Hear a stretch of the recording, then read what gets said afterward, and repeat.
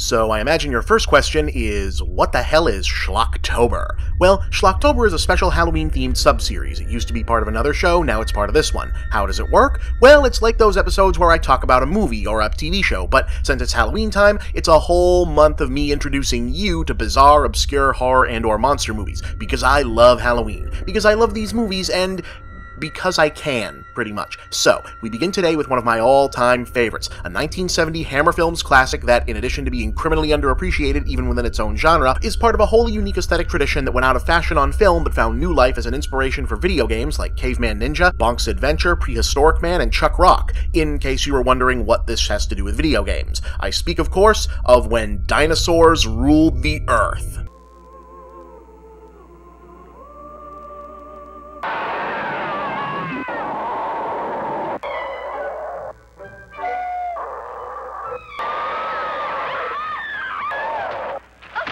I told you this was going to be fun. Anyway, this is technically the sequel to the better-known 1 Million Years BC, though plot-wise it's more like a remake with a bigger and better mandate. Whereas 1 Million had both impressive dinosaur scenes and a fur cave girl bikini that turned then-unknown Raquel Welch into a Hollywood superstar, this one follows up with, well, more dinosaurs and way more supermodels wearing pretty much nothing.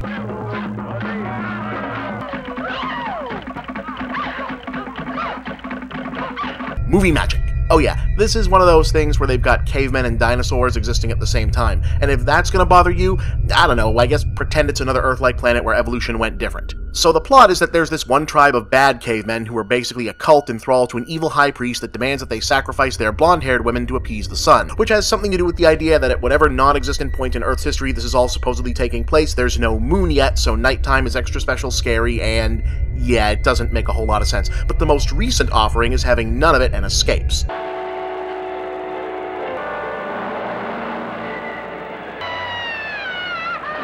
This is our heroine Sana, played by 1968 Playmate of the Year Victoria Vetri, incidentally. Yeah, it's not a subtle movie. So, Sana gets rescued by fishermen from a marginally more evolved caveman tribe that lives by the beach and invites her to come chill with them because, well, one imagines that's self-explanatory. And folks, this is why these movies rocked. Because just when you're starting to think, you know, I've kinda had my fill of gorgeous women and/or supercut dudes chilling on the beach in deerskin swimwear, some shit like this happens.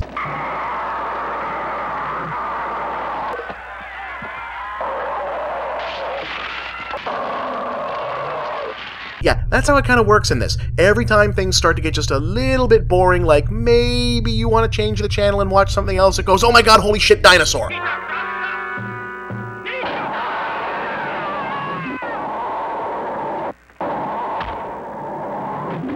But this is also where the quote-unquote drama comes in. See, Sana has won the affections of Tara, the most eligible bachelor of the beach tribe people, but Tara is already desired by Ayak, a woman already of his tribe who becomes murderously jealous of Sana so that this can happen.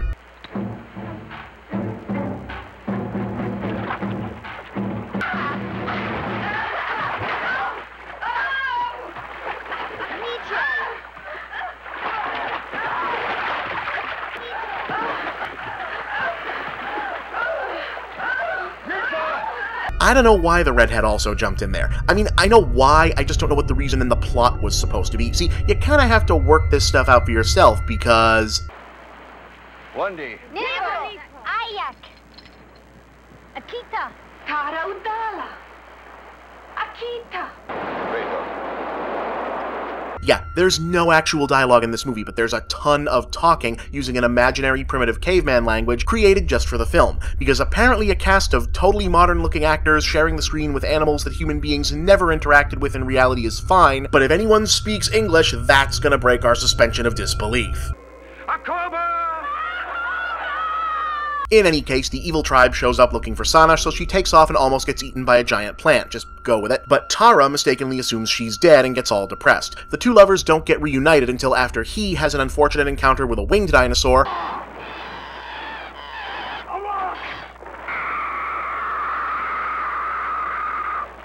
while she uses a flute to domesticate and make friends with a baby dinosaur and its huge-ass mother.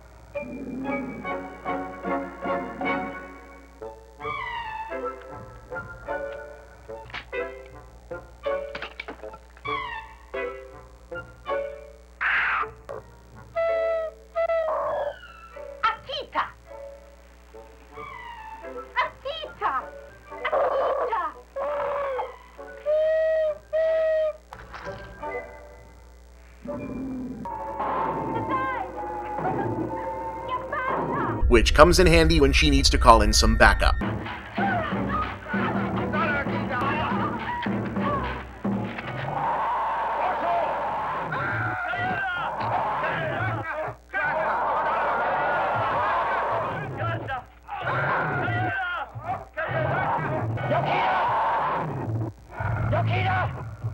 Oh, and the evil tribe also tries to sacrifice Tara to a plesiosaur. I'm not really sure what their theology is supposed to be at that point, but it looks cool.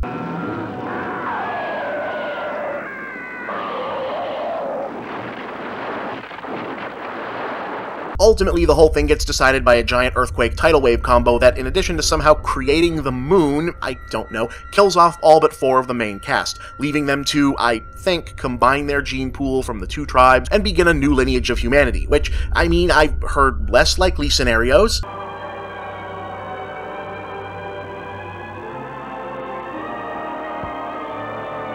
Now, what was weird about both this movie and its predecessor is how damn serious they take themselves. The whole production is basically a sexed-up Flintstones, but with just enough attention paid to a then-modern understanding of how primitive humans might actually have lived to make the Oscar-nominated, incidentally, dinosaur effects all the more absurd by their presence. It's a fever dream of late 60s sexual liberation, 19th century understanding of prehistory, and, you know, baby dinosaur stuff.